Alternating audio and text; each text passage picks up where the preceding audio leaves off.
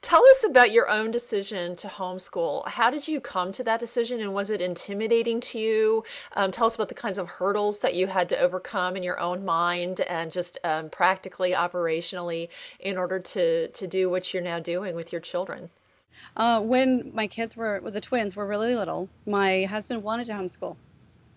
I said, absolutely not. I wouldn't even discuss it. They go to pre-K at the local school, good people, good principal, really nice environment. And they go to pre-K, and the teacher there puts out the little, all about my family kind of thing. I'm like, oh, well, yeah, I do this. I play music. I play violin and viola, and. And then she goes, would you like to help with music? So I did research and I found out that there really wasn't a lot for that age group instrumentally. And I didn't, I felt like I'd be shortchanging them if I didn't give them at least something instrumental. So I looked up recorders, little soprano recorders, they can be really squeaky, right? But they can also be really beautiful. And so I found music I thought that I could teach them, because if I can run through it in 5 minutes and learn it, then I know that I can teach it to them in a couple of months. At least that was kind of my thinking. So I started teaching these kids music a couple times a week. Got to the point where they were playing like Mary Had a Little Lamb, and it sounded pretty good. These little 4 and 5 year olds. Well, the school and the district like that so much that they're like, okay, well, would you like to do this for kindergarten too? And I go, sure, let's do this. And so yeah, so we kind of just kept going with it, and it got to the point where I had everything all written down how I did it, and I even wrote a book on it because there wasn't much for little ones how to teach them. And it's no real different than teaching older ones, but you have to break the steps smaller. So I'd been teaching music at the school all the way through first grade by this point, and my husband says, you need to look into this Common Core thing. I think it's really bad, but I need you to read through it. So me thinking, oh, it's going to be fine. I thought I would find something that would be some mitigating factor that would make it okay. Really and honestly, I did. And so I kept looking and I kept looking and I kept looking, and it got worse and it got worse and it got worse and it got worse. And when it came down to it, everything that it is not what I am. It is limiting freedom of the individual. It's limiting in the way that kids learn. It's limiting in so many different ways that I couldn't in good conscience leave my kids in school. So with this in place. And so I went to the district. I spoke at a district meeting. I spoke with the superintendent and one of the board members, and they were fully on board with it. And the tipping point for me was when I looked at the superintendent, I'm sorry, and asked, as parents, don't you think we have some say in what our children are taught in school? He sat back, he thought for a second, he really did think, and he goes, I would say no, because this is public education. It was everything I could do to get out the door before I called my husband to say we're homeschooling.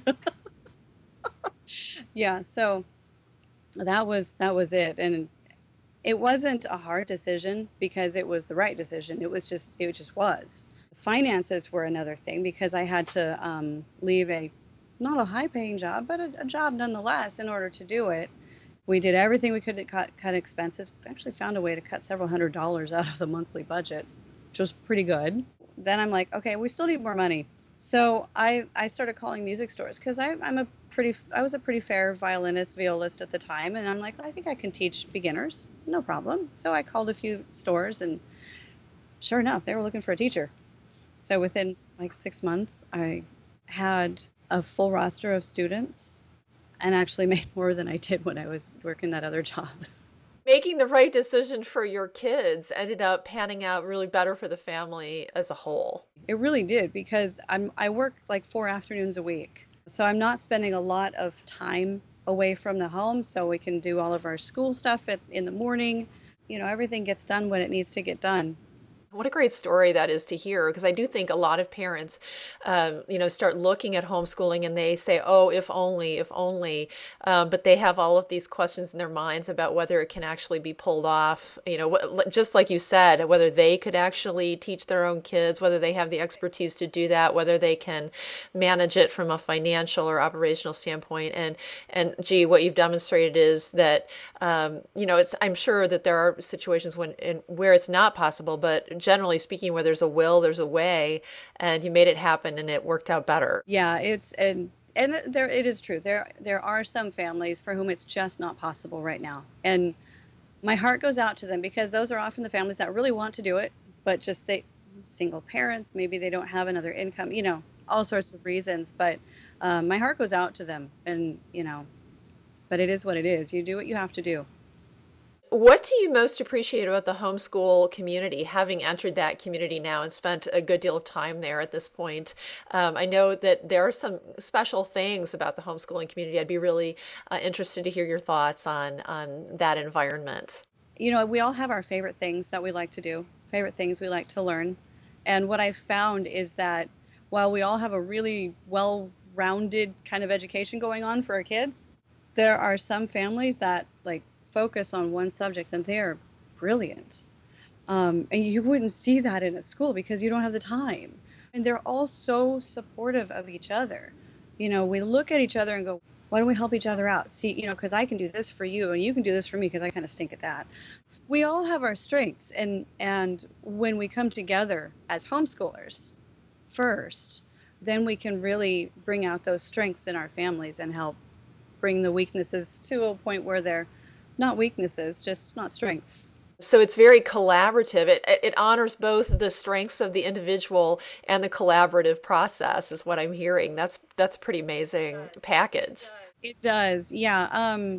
There are a lot of co-ops. We're working on starting one in our area right now, so we're working that direction. But co-ops are a fun way to do that. But mostly we just get together and play and shoot ideas back and forth and talk about different things that have helped us. And all of our kids learn at different speeds and they have different ways they like to learn. And so we can all learn from each other.